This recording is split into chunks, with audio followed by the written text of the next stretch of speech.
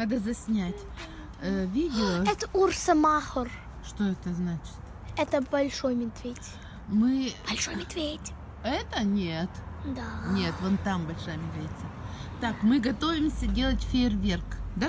Да. Я видео. У-у. Да, Маша, комментируй. Подожди, вот так. Вот так.